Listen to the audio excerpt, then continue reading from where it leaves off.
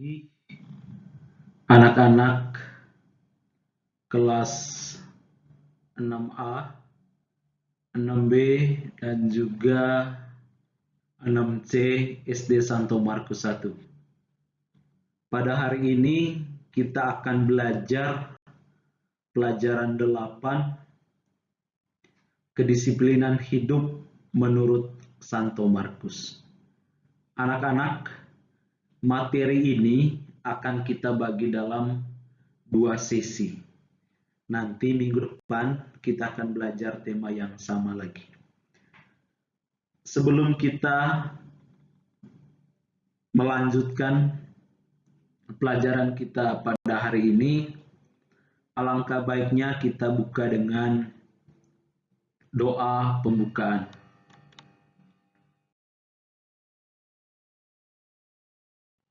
Marilah kita siapkan hati dan pikiran kita untuk doa pembukaan.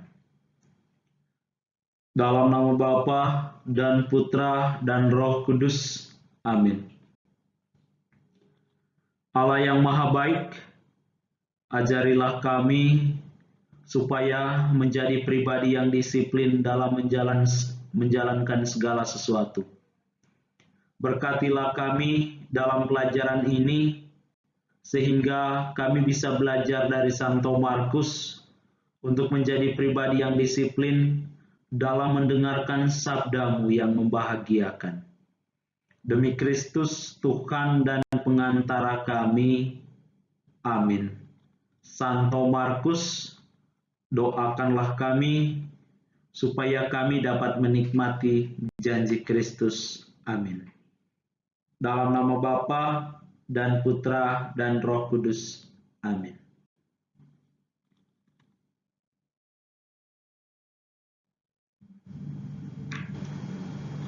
Anak-anak saya yang terkasih, tujuan kita mempelajari tema kedisiplinan hidup menurut Santo Markus adalah yang pertama, kita mau menjelaskan bahwa betapa pentingnya kedisiplinan dalam menghadapi segala hal atau segala sesuatu. Kemudian kita juga akan menjelaskan pengertian kedisiplinan dan juga ciri-ciri orang yang disiplin. Ini adalah tujuan kita mempelajari tema kedisiplinan hidup menurut Santo Markus.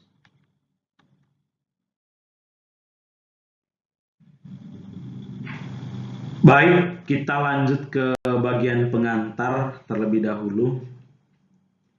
Anak-anak, kehidupan kita sebagai manusia merupakan proses yang terus-menerus dan tidak pernah berhenti. Dalam proses itu, manusia dapat belajar dan mengalami banyak perubahan. Perubahan-perubahan itu tentu saja akan mematangkan mental, sifat, dan juga tingkah laku manusia. Dengan demikian, anak-anak, kepatuhan kita untuk mengikuti proses itu tentu saja turut membentuk pribadi kita yang lebih baik. Nah, agar semuanya itu dapat berjalan dengan baik, maka yang dibutuhkan adalah kedisiplinan. Apa itu kedisiplinan? Anak-anak, kedisiplinan adalah sikap mental yang tercermin dalam perbuatan tingkah laku perorangan, kelompok, atau masyarakat berupa kepatuhan atau ketaatan terhadap aturan, ketentuan, etika, norma, dan juga kaidah yang berlaku. Kepatuhan untuk mengikuti adalah suatu kondisi yang terbentuk melalui proses dari serangkaian perilaku yang menunjukkan nilai-nilai ketaatan, kepatuhan, kesetiaan, keteraturan, dan juga ketertiban.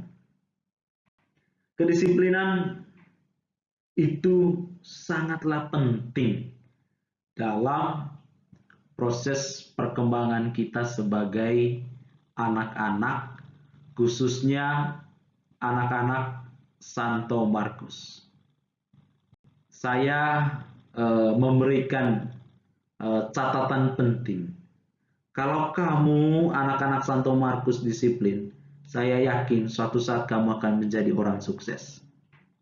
Sekali lagi, kalau kamu anak-anak Santo Markus disiplin, kamu akan menjadi orang yang sukses. Meskipun kamu tidak punya kemampuan yang berlebihan atau kemampuan di atas rata-rata, cukup kamu disiplin saja hidupnya, saya yakin kamu akan menjadi orang sukses.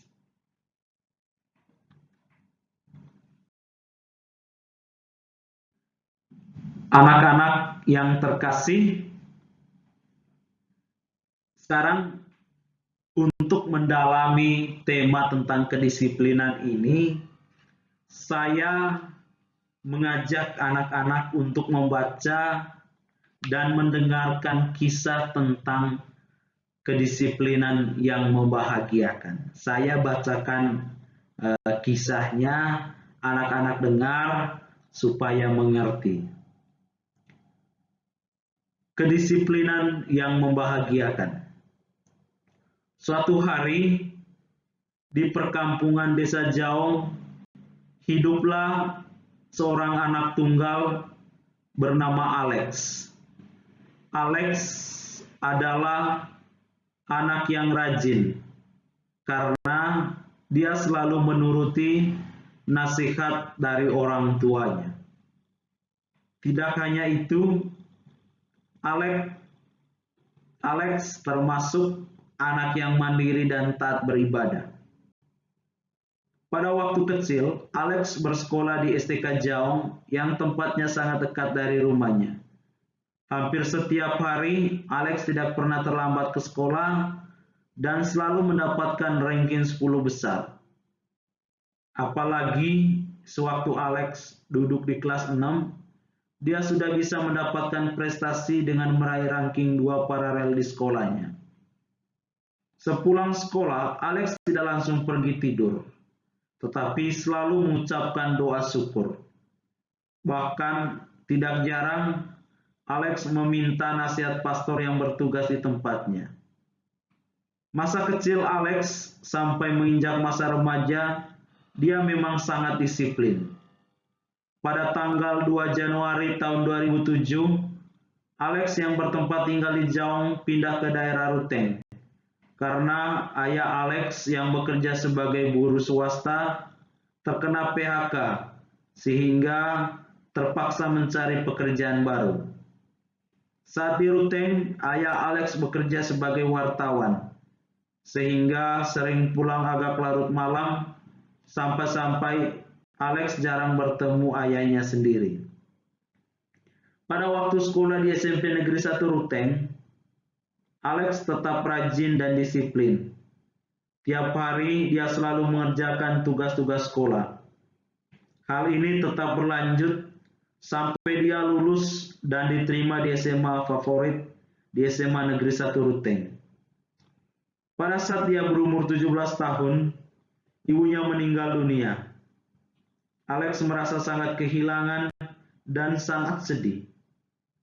Untuk mengatasi kesedihannya, dia berusaha mencari cara untuk melupakannya dengan mencari kenalan teman baru, melakukan berbagai aktivitas olahraga, dan mengunjungi tania teman dekatnya.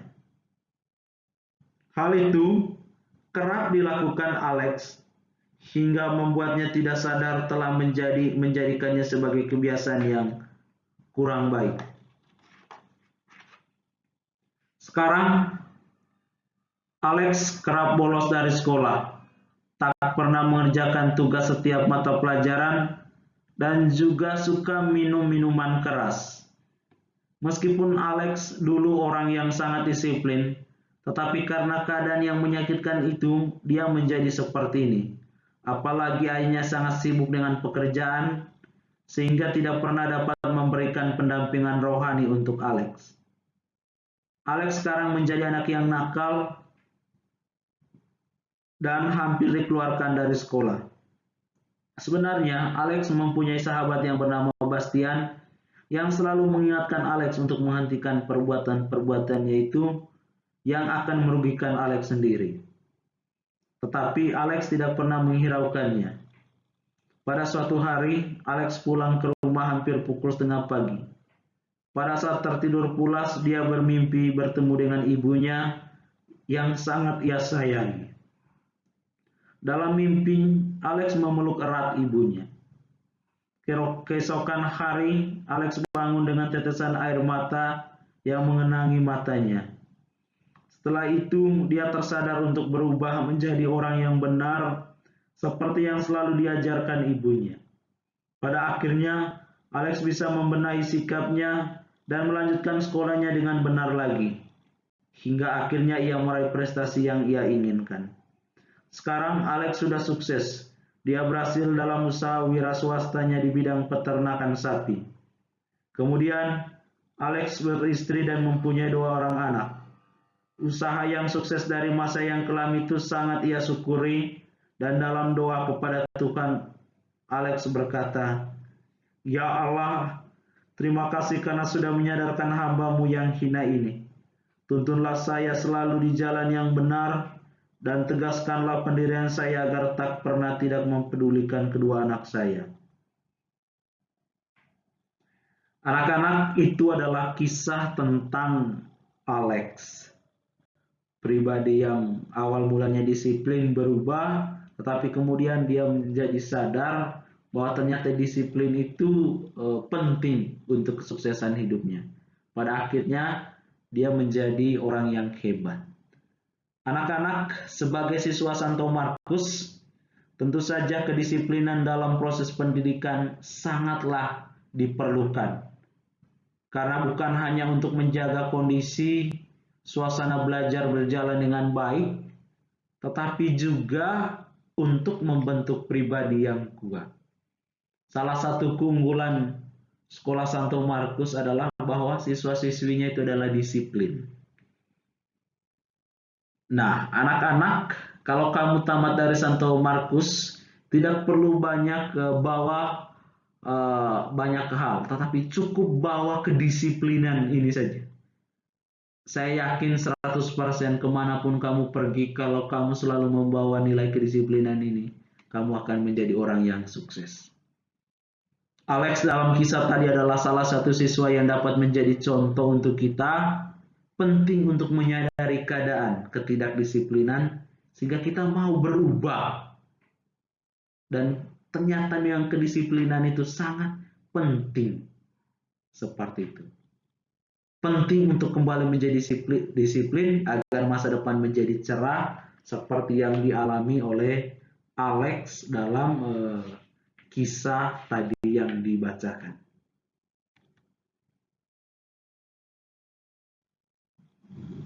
Sekarang kita mau mengikuti teladan Santo Markus. Santo Markus merupakan pengarang Injil yang berasal dari Yerusalem. Rumah mereka biasa digunakan sebagai tempat pertemuan umat Kristen atau orang-orang yang percaya kepada Kristus pada waktu itu. Nah, ketika Petrus dipenjarakan, banyak sekali orang Kristen berkumpul di rumahnya dan berdoa bagi keselamatan Petrus. Setelah dibebaskan malaikat, Petrus pergi menemui umat Kristen di rumahnya Santo Markus. Semasa mudanya, Santo Markus telah bertemu dengan Yesus, tetapi tidak termasuk salah satu atau salah seorang murid Yesus. Nah, anak-anak, dalam Injilnya, Santo Markus menceritakan bahwa ketika Yesus ditangkap dan digiring ke hadapan Mahkamah Agung, seorang anak muda mengikutinya dari belakang. Para serdadu hendak menangkap orang muda itu, tetapi dengan cepat pemuda itu meloloskan diri darinya. Nah, anak-anak, besar kemungkinan orang muda itu adalah Santo Markus sendiri. Karena peristiwa ini hanya terdapat di dalam Injil Santo Markus saja. Santo Markus juga disebut Yohanes Markus. Ia adalah keponakan Barnabas yang sering pergian dengan Paulus dalam mewartakan Injil. Ini Barnabas ini. Ia ditobatkan dan dipermandikan oleh Petrus. Santo Markus ini ya, ditobatkan dan dipermandikan oleh Petrus.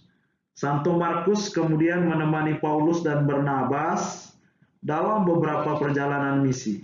Pertama perjalanan ke Antioquia dan kemudian ke Siprus. Karena beberapa alasan, Santo Markus kembali ke Yerusalem. Ketika mereka mau melakukan perjalanan kedua, Barnabas mendesak Paulus agar Santo Markus pun ikut serta. Namun, Paulus menolak hal itu sehingga terjadilah perpecahan antara Paulus dan Barnabas. Lalu Paulus pergi ke Asia Kecil ditemani oleh Silas, sedangkan Barnabas bersama Markus pergi ke Siprus. Dari permohonan Paulus kepada Timotius, di situ kita mendengarkan agar Santo Markus mengunjungi Paulus di penjara. Kita dapat mengetahui bahwa memang Santo Paulus itu sangat membutuhkan si Markus ini. Dalam suratnya yang pertama, Petrus mengirim salam dari Roma, dari anakku Santo Markus, dari anakku Markus, itu katanya. Hal ini diperkuat oleh tradisi purba dan nada Injil Markus yang memberikan kepastian bahwa Santo Markus juga adalah rekan atau orang dekat dari Petrus. Di Roma, Santo Markus menjadi pembantu dari Petrus. Ia menjadi juru bicara dari Petrus dan dengan teliti mencatat segala sesuatu yang diingatkan tentang ucapan-ucapan Petrus kepada orang banyak. Setelah Santo Petrus dan Paulus dibunuh oleh Kaisar Nero atau Kaisar Romawi pada waktu itu, Santo Markus berangkat ke Mesir dan di sana ia disebut sebagai Hieronymus, sebagai bapa para pertapa di gunung pasir Mesir. Kemudian ia menjadi uskup Alexandria dan dibunuh karena Kristus. Berkat kedisiplinan juga, ia bisa menuliskan Injil Santo Markus yang kita pakai sekarang. Nah, itu adalah riwayat singkat tentang hidup Santo Markus.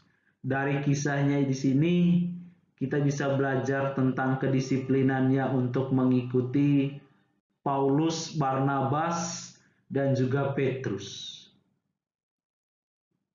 Keikutsertaan Markus ini sangat dibutuhkan karena dia itu sangat disiplin dan tekun dalam menulis setiap pengajaran yang diberikan. Nah, hasil dari kedisiplinan yang dia hidupi dan terbentuk dari kebiasaannya adalah dalam Injil Markus yang kita baca sekarang. Bahwa coba kamu bayangkan zaman dahulu, kalau Markus ini tidak disiplin, saya yakin dia tidak bisa menyelesaikan menulis Injil yang sangat membantu kita mengenal Kristus. Oleh karena itu, sebagai siswa Santo Markus, kita diajak untuk mengikuti teladan Santo Markus ini.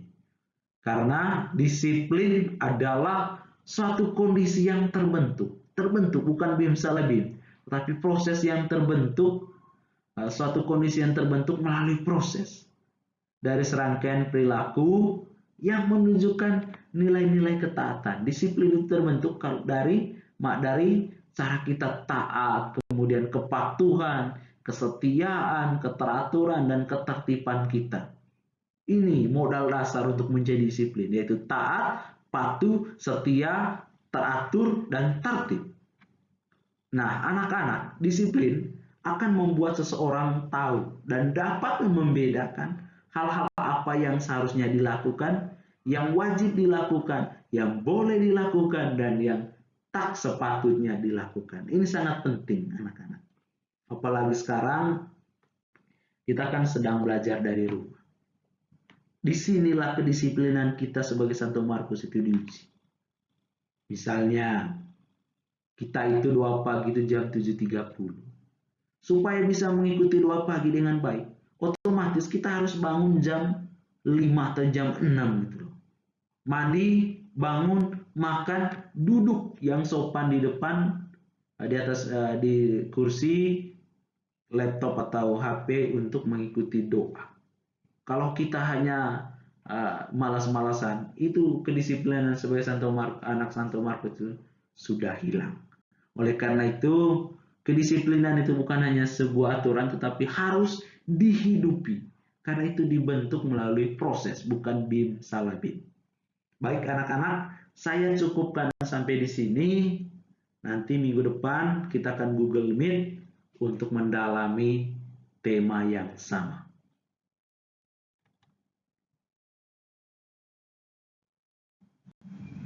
Mari kita tutup pelajaran hari ini dengan doa penutup. Dalam nama Bapa dan Putra dan Roh Kudus. Amin. Allah, Bapa yang Maha Pengasih, menurut rencanamu yang hebat, Engkau menginginkan agar kami menjadi pribadi yang disiplin. Kuatkanlah niat kami agar dapat meneladani kedisiplinan Santo Markus dalam mengikuti setiap aturan yang ada di sekolah kami, Sekolah Santo Markus 1. Bimbinglah kami agar bisa menjadi pribadi yang berkualitas dan cita-cita kami dapat tercapai. Amin. Santo Markus, doakanlah kami supaya kami dapat menikmati janji Kristus. Amin. Dalam nama Bapa dan Putra dan Roh Kudus. Amin. Anak-anak kelas 6 yang terkasih, terima kasih untuk kesetiaan yang mendengarkan video ini. Semoga kamu bisa menjadi pribadi yang disiplin. Ingat, kalau kamu hidup disiplin, otomatis 100% kamu akan menjadi orang yang sukses. Ini kata-kata dari Paulus. Mohon diingat dan ditanamkan di otak, di hatimu, kemanapun kamu pergi. Terima kasih. Selamat pagi. Tuhan memberkati.